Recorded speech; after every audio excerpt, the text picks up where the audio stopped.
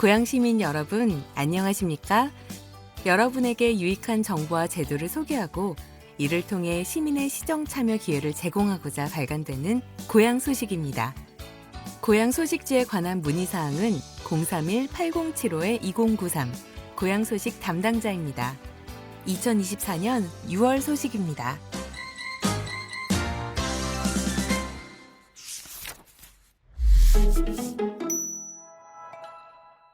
꿈꾸는 고향, 독자 참여, 장애를 뛰어넘고 이룬 소중한 꿈, 주혜미, 고양시 일산 서구.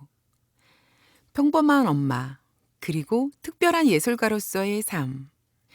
저는 이제 100일이 갓 넘은 아기를 키우고 있는 엄마입니다.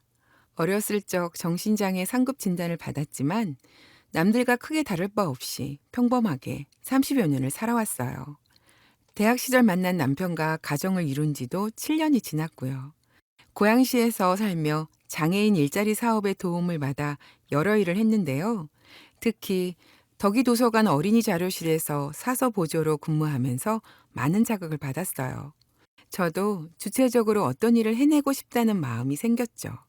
그래서 틈나는 대로 제 감정을 글과 그림으로 표현하기 시작했어요. 마침 지난해 아이를 가지게 되어서 아이에게 전하는 메시지를 담았어요. 그렇게 쌓인 글과 그림을 담아 에세이와 동화책으로 펴냈어요.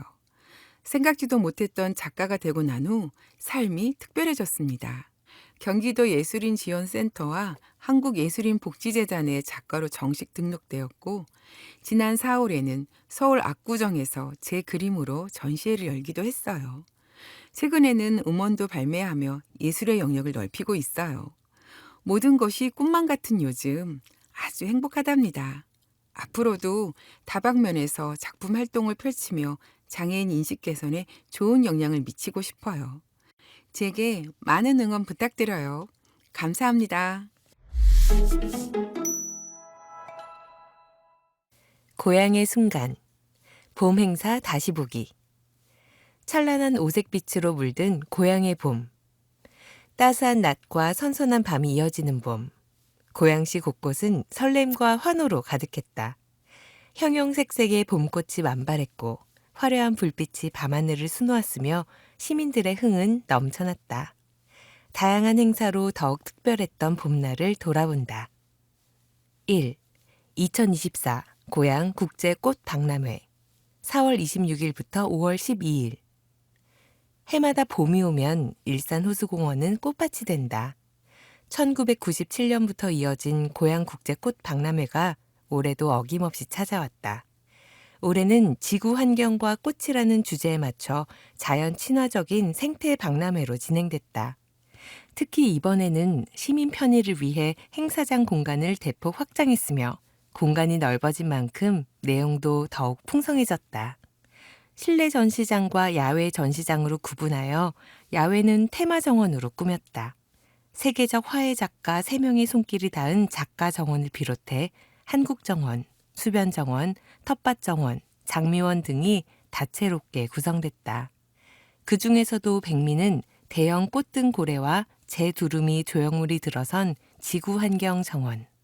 행사장을 찾은 관람객들은 커다란 고래 앞에서 사진을 찍으며 특별한 추억을 남겼다. 단순한 관람을 넘어 다채롭게 즐기는 행사.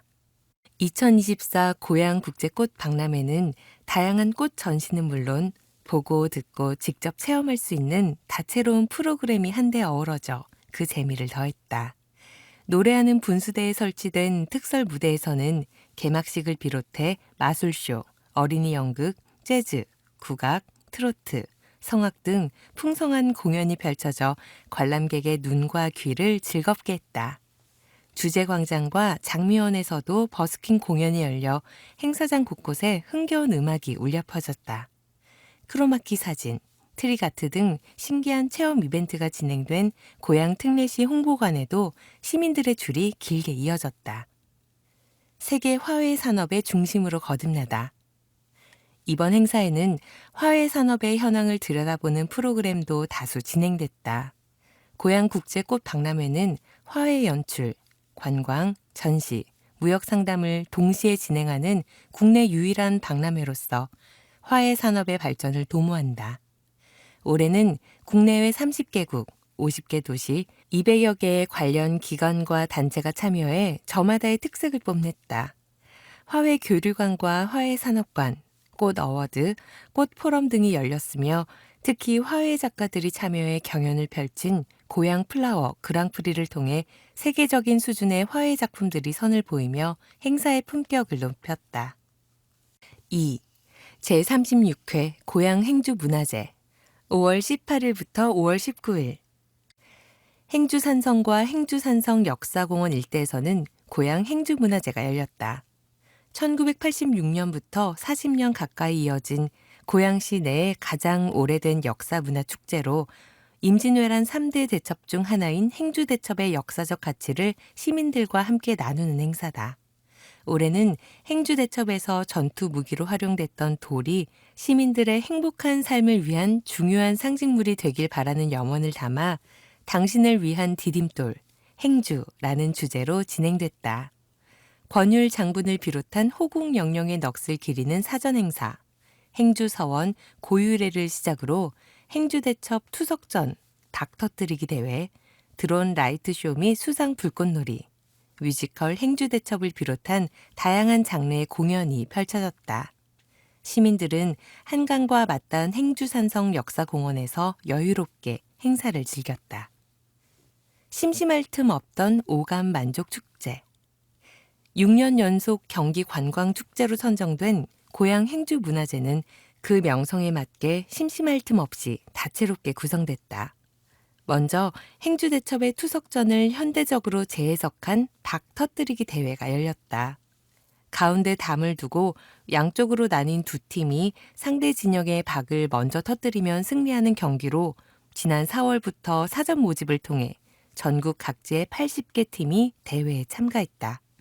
이들은 돌 모형을 있는 힘껏 던지며 열띤 투석전을 벌였고 상대의 박이 터지면 환호했다. 이 외에도 흥겨운 국악공연, 민속놀이 대결, 역사 퀴즈, 공방 등을 즐기며 축제를 만끽했다.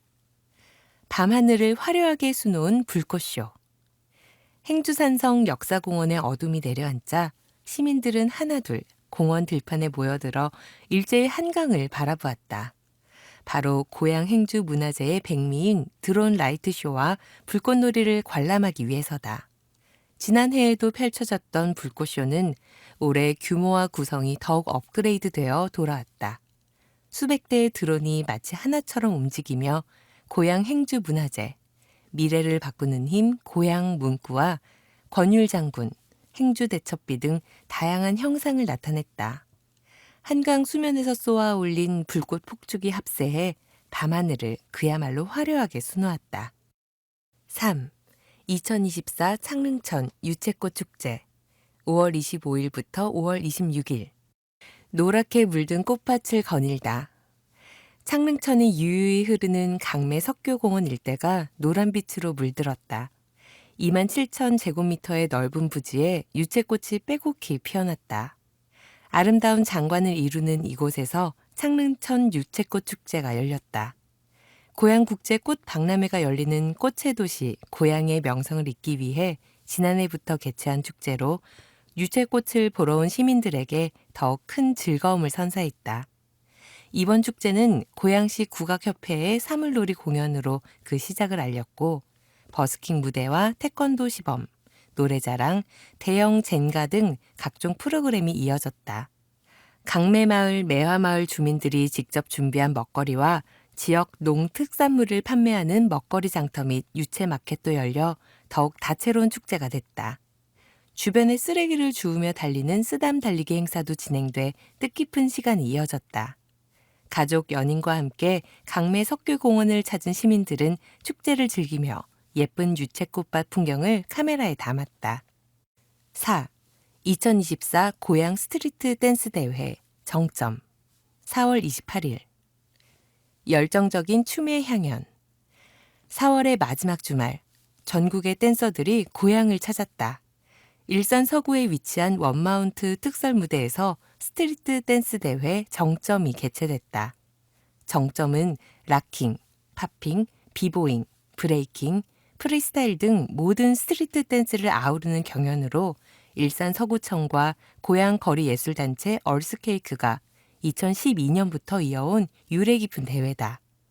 이번 대회는 솔로와 퍼포먼스 2개 부문으로 나뉘어 진행됐으며 예선을 거쳐 본선에 진출한 100여 명의 댄서가 참가했다.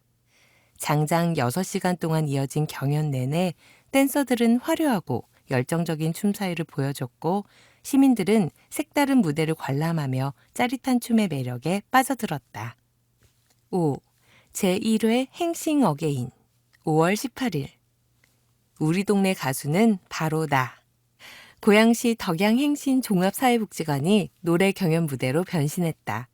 복지관은 개관 7주년을 맞아 지역 주민들과 함께하는 기념 행사를 기획하며 노래 경연 행싱 어게인을 개최했다. 노래와 춤 실력을 지닌 주민들과 복지관에서 진행하는 통기타, 우쿨렐레 교실 수강생들이 참가해 그동안 갈고 닦은 실력을 뽐냈다. 총 30명이 예선을 치러 본선에 진출한 4명이 행사 당일 2천여 명의 관람객 앞에서 자신의 무대를 보여주었다. 경쟁보다는 주민들 간 소통과 화합이 빛난 시간이었다. 행싱 어게인 외에도 지역 주민이 직접 운영하는 체험부스, 사생대회, 먹거리 장터 등 다양한 즐길거리로 특별한 시간을 보냈다. 특별기획 전설의 고향 위대한 사상가 고봉 기대승 그리고 고향 1527년에서 1572년 고봉 기대승은 조선 중기 문신으로 조선의 학계와 정계를 주도한 율곡 학파의 이론 정립에 큰 영향을 준 인물이다. 그의 본관은 고향 행주인데 호 또한 고향 고봉산의 이름에서 따왔을 정도로 고양시와 그 인연이 각별하다. 고향 소식은 특별기획으로 고양시의 자랑스러운 역사적 인물 고봉 기대승의 이야기를 연재한다. 1. 성리학의 대가 기대승 우리나라 역사에 조금이라도 관심 있는 사람은 성리학이라는 학문을 익히 들었을 것이다. 조선시대를 이끌어간 양반들의 학문, 머리를 아프게 만드는 이기로운 같은 형이상학적 이야기들. 이처럼 성리학에 대한 이미지는 다소 부정적인 방향으로 흘러간다. 비현실적인 논쟁만 일삼다가 결국 조선의 멸망을 앞당긴 망국의 사상이라는 매우 비판적인 평가를 받기도 한다. 그러나 이러한 단편적인 이미지들만으로는 성리학이라는 방대한 학문을 온당하게 평가할 수 없다. 성리학은 사실 조선의 건국을 이끌었던 학문이다. 조선 건국과 함께 이뤄진 많은 개혁의 밑바탕에는 성리학이라는 이념적 근거가 깔려 있었다. 성리학이 한때는 개혁을 상징하는 학문이었던 것이다. 500년 넘게 지속된 조선시대. 성리학은 때로는 혁신의 이념으로, 때로는 보수의 사상으로 그 모습을 변화시켰다. 조선을 대표하는 성리학자로는 우리 지폐 속에 새겨진 두 인물, 퇴계 이황과 율곡 이이가 거론된다. 두 인물은 조선을 대표하는 두 개의 학파를 형성했다. 퇴계학파, 영남학파와 율곡학파, 기호학파는 조선 후기의 정치에도 큰 영향을 주었다. 그래서인지 사단 칠정 논쟁을 이황과 이이 두 학자 간 논쟁으로 알고 있는 사람들도 많다. 하지만 이황과 기대승의 사단 칠정 논쟁이 올바른 역사적 사실이다. 고봉 기대승의 본관은 행주, 지금의 고양시 소재다. 행주 기씨는 조선시대를 이끈 많은 인물을 배출한 가문이었으며 그 본관인 행주는 조선시대의 사상과 정치를 이야기할 때 빼놓을 수 없는 고장이다. 그 중에서도 기대승은 사단칠정 논쟁의 포문을 연 학자로 유명하다. 사단칠정 논쟁은 이황의 이론에 기대승이 의문을 가지면서 시작됐다. 이황은 당시 이미 엄청난 명성을 얻은 대학자였던 반면 기대승은 막 30살이 넘은 신진학자였다. 두 학자의 논쟁은 서로 개인적인 편지를 주고받는 형식으로 진행됐고 이 편지들은 당대의 여러 학자에게 사실상 생중계되면서 조선의 사상계에 큰 반향을 주었다. 특히 이 논쟁에서 제시된 기대승의 이론은 율곡 이이에게도 큰 영향을 주었다. 이후 이이는 친구인 우계 성운과 논쟁을 거치면서 자신의 학설을 더욱 가다듬었다. 이러한 까닭에 학계에서는 기대승을 율곡학의 선구자로 꼽기도 한다. 기대승은 이황과 학문적으로 논쟁을 벌였지만 이황을 진심으로 존경하였으며 이황 또한 기대승을 매우 아꼈다. 이들은 정치적으로는 서로 연대하며 조선의 정치를 혁신하고자 했다. 당시 조선의 정치는 권력을 가진 신하들의 전횡으로 얼룩져 있었다. 위대한 학자들도 때로는 정치적 생명을 걸어야 할 정도로, 심지어 실제 생명이 위태로울 정도로 정치 혁신은 요원한 길이었다. 두 학자는 정치적으로 함께 연대하면서 조선의 정치를 올바른 방향으로 되돌리려 노력했다. 정치 혁신을 위해 노력한 학자들은 이황과 기대승만이 아니었다. 오래전부터 많은 인물이 정치 혁신을 부르짖었으나 결국 희생당하기를 반복했다. 그러한 희생의 길에 바로 고향 출신의 학자들도 있었다. 기대승이 정치와 사상에서 두각을 나타낼 수 있었던 이유도 바로 고향을 근거로 한 가문의 전통이 존재했기 때문이다. 이처럼 기대승은 매우 중요한 인물이지만 당시의 활약에 비해서는 오히려 역사적으로 크게 조명을 받지 못했다고 할 수 있다. 그런 의미에서 기대승의 활동과 그 역사적 의미를 상세히 소개하려 한다. 2. 성리학을 이해하는 새로운 관점. 앞서 말한 것처럼 기대승은 이황과 사단칠정 논쟁을 펼친 인물이다. 사단과 칠정은 인간의 감정을 지칭하는 철학 용어로 이를 어떻게 이해할 것인지에 대해 학자들의 의견이 엇갈렸다. 성리학의 발상지 중국에서도 답을 찾기 힘들 정도로 고도의 철학 논쟁이었다. 형이상학적이고 비현실적이라는 선입견과는 달리 성리학은 실천을 매우 강조하는 학문이었다. 성리학에서는 세상의 이치에 따라 인간이 생겨났다고 설명하며 인간에게 세상을 구성하는 절대적 이치가 내재돼 있으므로 인간의 본성은 선하다고 한다.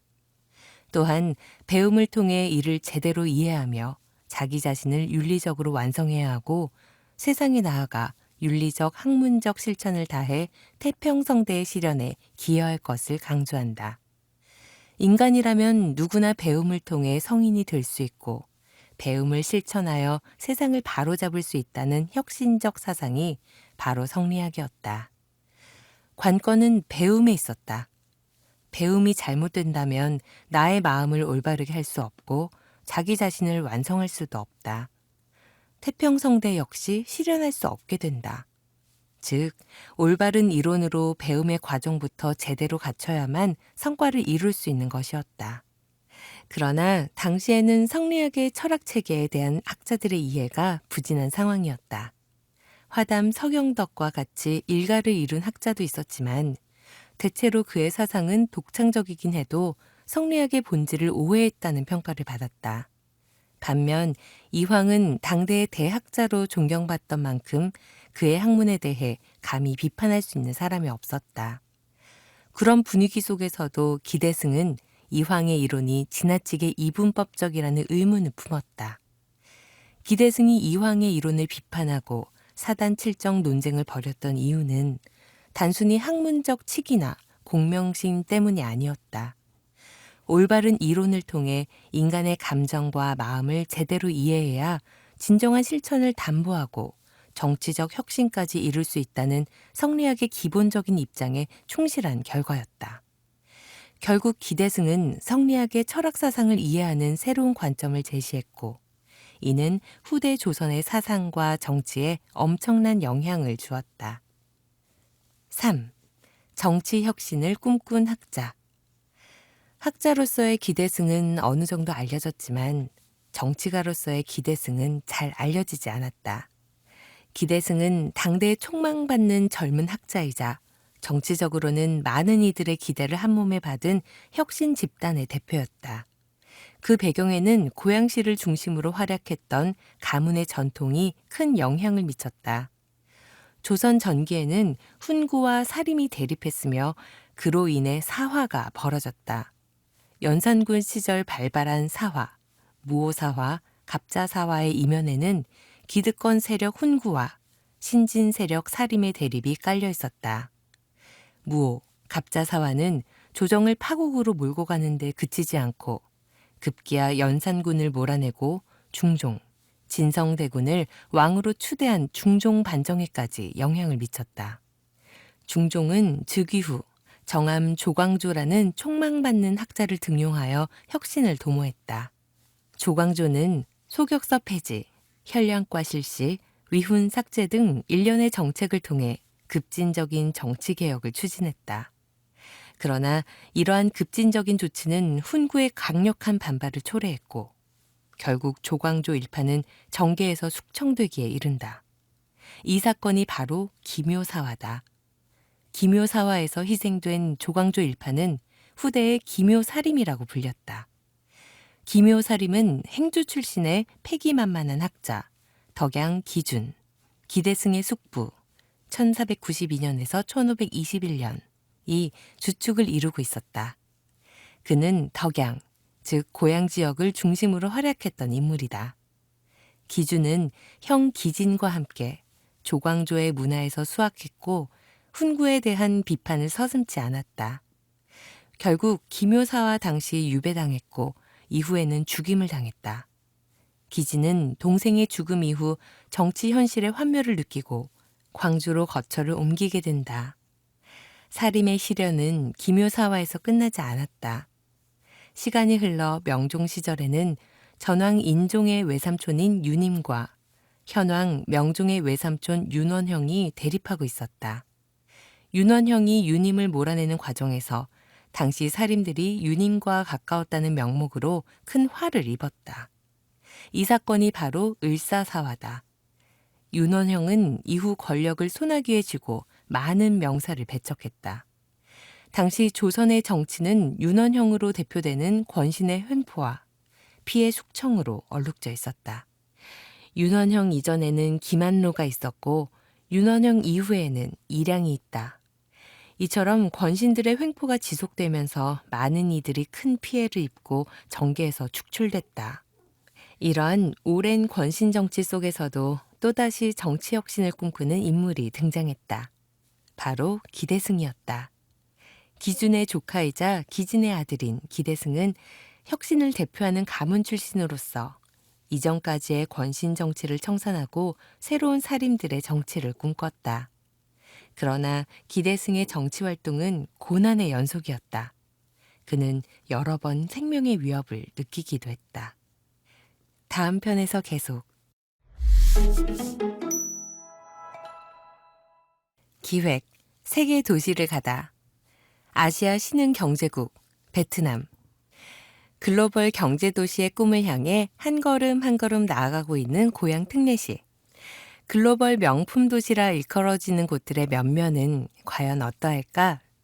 전 세계 대표 도시들의 차별성과 경쟁력을 들여다보자. 그 5번째 사례로 동남아시아의 떠오르는 별, 베트남의 도시를 살펴본다. 경제 침체를 넘어서는 개혁 정책. 아시아의 신흥 경제국이라 불리는 베트남은 IMF 통계 2023년 기준 국내 총생산 GDP 세계 35위, 구매력 평가지수 PPP로는 세계 26위 국가로 성장했다. 1인당 GDP는 약 4,300달러, PPP로는 약 14,000달러에 달한다. 베트남이 개혁에 착수할 때 200달러에 불과했던 것과 비교하면 천양지차다.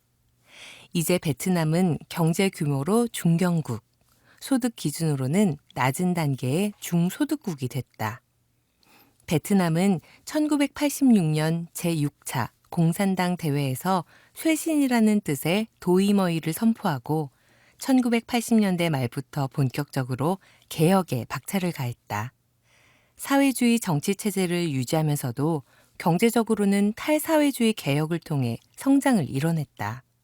그 배경에는 유연한 리더십이 있었다.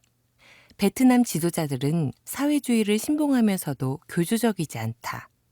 식민 지배에 저항하는 민족 운동 과정에서 사회주의 사상을 도입했기 때문이다.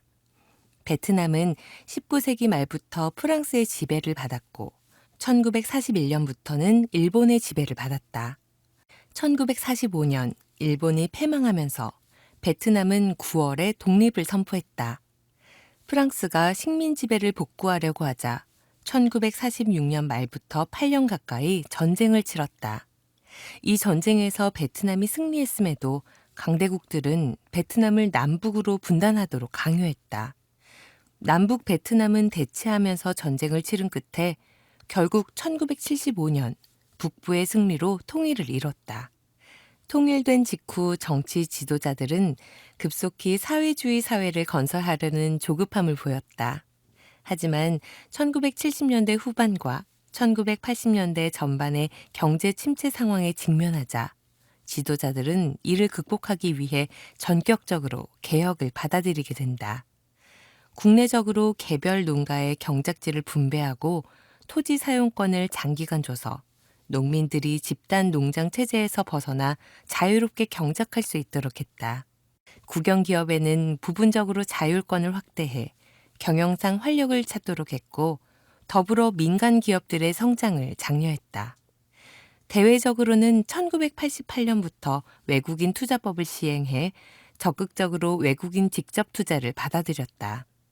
또한 베트남은 주변국과의 협력을 강화하면서 1995년 아세안에 가입하고 미국과 국교를 정상화하며 세계 경제로의 편입에 박차를 가했다. 그 결과 2007년 세계무역기구 WTO에 가입하고 여러 나라들과 양자 간, 다자 간 자유무역협정을 체결하며 세계시장의 일원으로 편입하는 데 성공했다.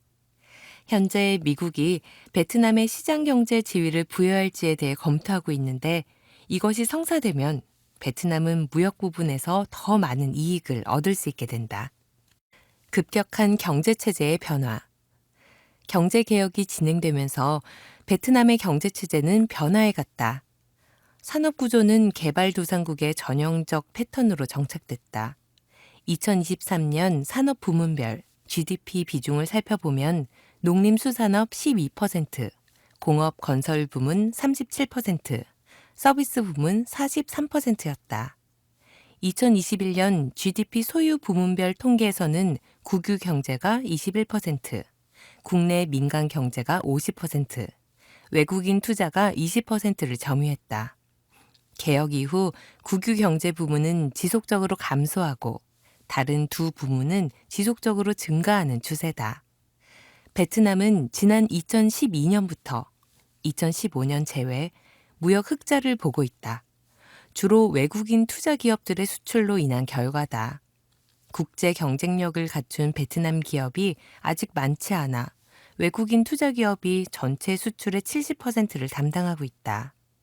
예컨대 2023년 외국인 투자 기업이 90% 이상 수출을 담당한 품목은 전화 및 관련 제품 99.7%, 컴퓨터 98.3%, 전선 93.8%, 기계 93% 등이었다. 여타 제조업 분야에서도 외국인 투자 기업의 역할이 크다. 외국인 직접 투자는 베트남이 개혁 정치를 시행하면서 지속적으로 증가했는데 특히 세계무역기구 가입을 앞둔 2006년부터 급증했다. 1988년 이래 현재까지 베트남에 대한 외국인 직접 투자에서 누계로 한국이 1위를 차지하고 있다.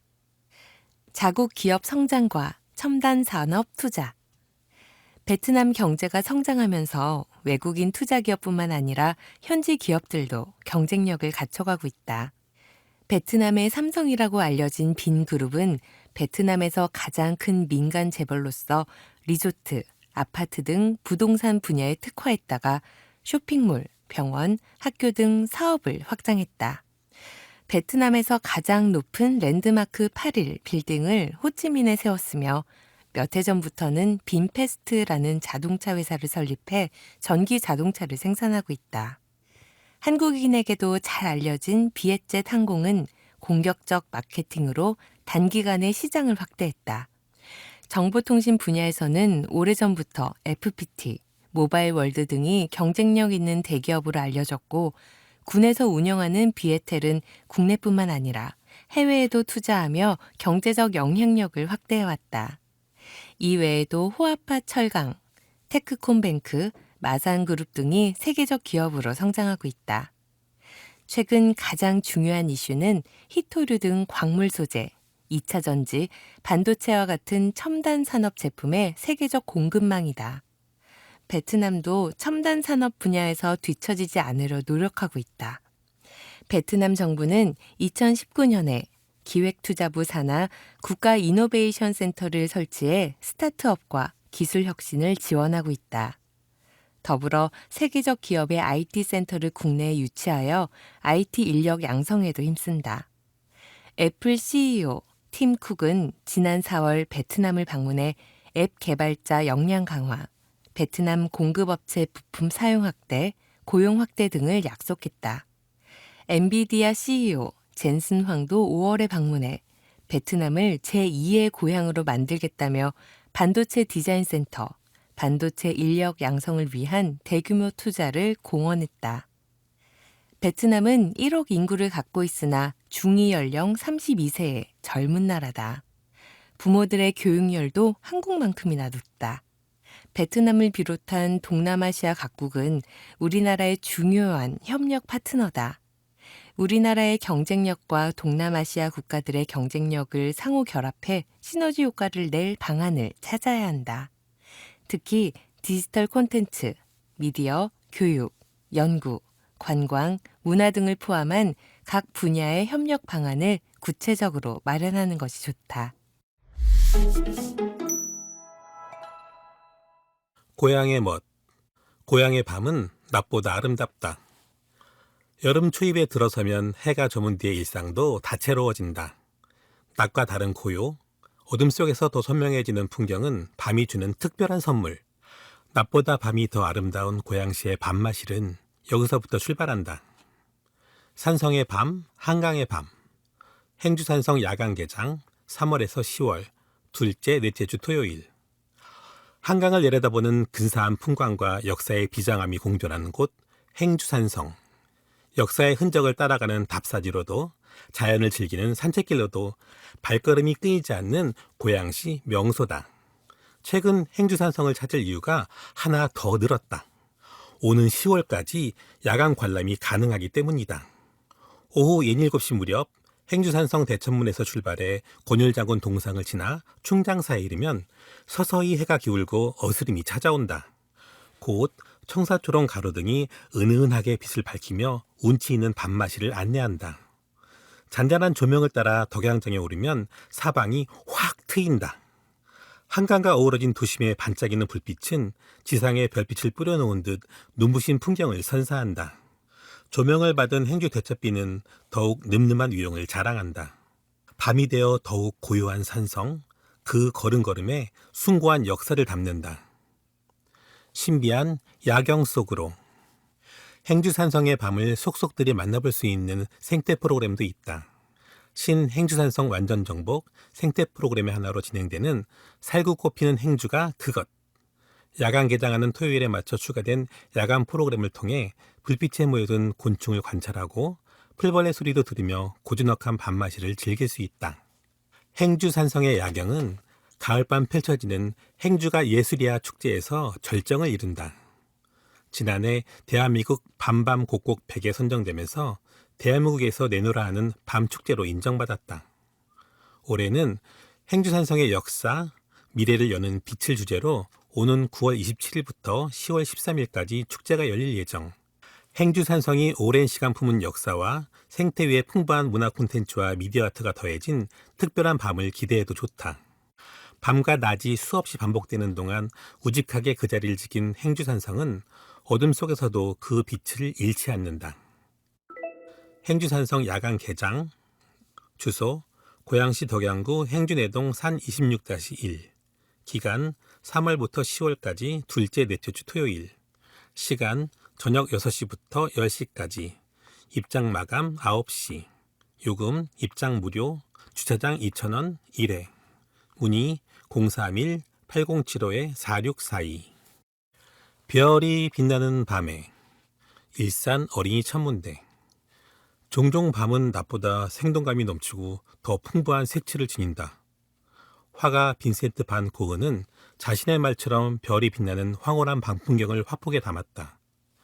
푸르스름한 어둠을 뚫고 반짝이는 별빛은 예술가뿐 아니라 밤하늘을 올려다보는 이들에게 특별한 영감을 선사한다. 오직 밤에만 누릴 수 있는 무한한 우주와 빛나는 상상력의 세계. 일산 어린이 천문대가 그 탐험의 길로 이끈다. 일산 어린이 천문대는 일산역이나 대화역에서 차로 15분에서 20분이면 닿을 만큼 가까이에 자리한다. 도시의 인위적인 불빛을 뒤로하고 순식간에 별빛 세계로 이동이 가능. 빛공해로 별 보기가 쉽지 않은 도심 가까이 자리한 반갑고도 귀한 천문대다. 특히 단순히 하룻밤 별을 관찰하고 마는 관측소가 아니라 아이들에게 우주과학과 자연과학을 체계적으로 알리는 교육시설로서도 이름이 높다. 2003년 국내 최초로 어린이 천문학 교육 과정을 개발해 학생들이 직접 별과 행성을 관찰하며 우주를 향한 관심을 키우도록 앞장서왔다. 어둠 속에서 만나는 우주. 일산 어린이 천문대는 우주와 만나는 길을 다양하게 마련해 두었다. 1년에 걸쳐 체계적인 교육을 펼치는 정규 교실, 3회 동안 이루어지는 방학 특강, 별빛 우주탐험대, 하루 일정의 1일 체험 교실 등을 선보이고 있다. 천문대가 처음이라면 1일 체험 교실 중 가족이 동반하는 가족과 함께하는 우주여행과 별자리를 중심으로 한 1일 별자리 체험으로 호기심을 채워보는 걸 추천한다. 물론 누리집을 통한 사전 예약은 필수다. 어둑어둑해지는 저녁 7시부터 시작되는 1일 별자리 체험은 이론 교육으로 시작해 야광회전 별자리판 만들기로 흥미를 돋운다. 백미는 역시 천체 망원경으로 달과 별을 생생하게 관측하는 시간이다. 어둠 속에서 숨죽이고 있던 우주의 신호와 눈을 맞추는 순간 아이들은 자신도 모르게 함성을 터뜨린다. 여기에 별자리 이야기가 더해지면 우주를 향한 상상력은 더욱 광활하게 뻗어나간다. 별을 아는 어린이는 생각이 깊어집니다 라며 별과 우주의 세계로 초대하는 일산 어린이 천문대는 밤이 깊을수록 더 흥미진진해지는 최고의 야행을 선사한다. 일산 어린이 천문대. 주소 고양시 일산 동구 중산로 306-176 성석동 933. 시간 오후 2시부터 밤 11시까지. 휴무 매주 일요일 및 공휴일, 매월 둘째, 넷째, 다섯째 주 월요일. 요금 천체 관측 무료, 1일 별자리 체험 3만원, 가족과 함께하는 우주여행 7만원. 문의 031-975-3245.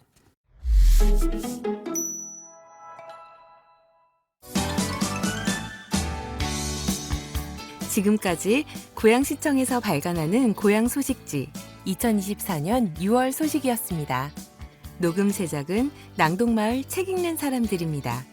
감사합니다.